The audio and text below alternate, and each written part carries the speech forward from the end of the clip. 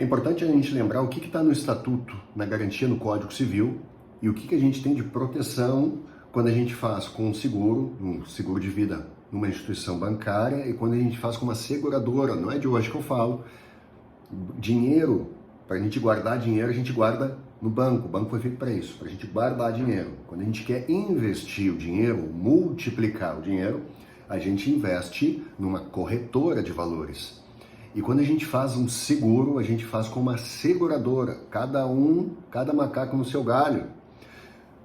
Por vezes, instituições financeiras fazem tudo para o cliente, para otimizar e porque eles já viram que eles conseguem absorver isso de forma mais remota, pela garantia, credibilidade que a instituição bancária já fez. Porém, quando a gente vai para os Estados Unidos, países desenvolvidos, a gente entende que banco guarda, cuida do dinheiro, multiplica ele também, mas seguradora, que é o mesmo banco que guarda o dinheiro, não pode garantir a proteção e a segurança desse dinheiro. É um pouco leviano. Então, eles têm lá seguradoras e lá funciona desse jeito. Porém, os bancos têm alguns códigos, garantias que precisa, e isso está em condições gerais, que são artigos essenciais. Dois deles, principalmente, é o que permeia o seguro de vida, que a gente fala isso, inclusive, quando a gente conversa com alguns clientes.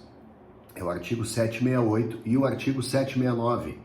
O 768, ele diz que se o cliente ocasionar de forma proposital ou aumentar esse risco desse cliente, que é o DPS, que fez a declaração pessoal de saúde antes, se esse risco mudar durante o tempo, o banco pode abrir mão desse risco, pode abrir mão desse cliente, ou seja, não renovo com ele. E aí a gente começa a entender por que o seguro de vida de banco ele tem uma renovação anual.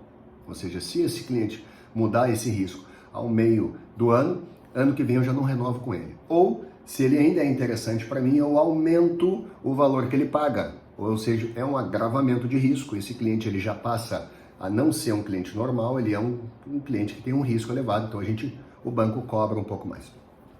E o que diz o artigo 769? Ele diz que se esse cliente, porventura, não informa que ele mudou o risco e vem a morrer, o banco tem a proteção em não poder e não pagar o benefício para esse cliente porque ele usou de má fé.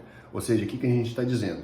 Se tu não me informar, pode ser que se tu morrer, eu não pague o teu beneficiário. Já tem jurisprudência para isso, tá? Os bancos acabam depois por uma briga na justiça por pagar esses benefícios, porque geralmente os gerentes não informam os clientes a informar. E se ficar comprovado que o cliente agiu de má fé, o banco, além de ter que pagar, ainda tem uma indenização maior por conta disso.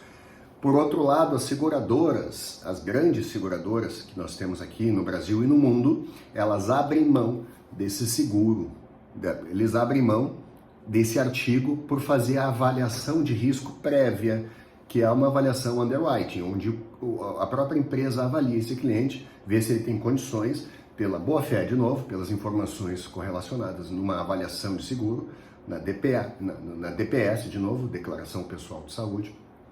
Esse cliente se informa as informações corretas, a seguradora emite uma apólice de seguro e essa apólice é garantida para ele, dependendo da estrutura, da característica dessa apólice, vai ser vitalício ou temporário, mas esse período a seguradora abre mão desse artigo 768, onde ele não pode cancelar se esse cliente tiver um agravamento de risco, ou seja, se ele vier a ficar doente, ter uma incapacidade temporária por uma saúde, ou seja, se absorver e aumentar esse risco, a seguradora simplesmente não pode cancelar.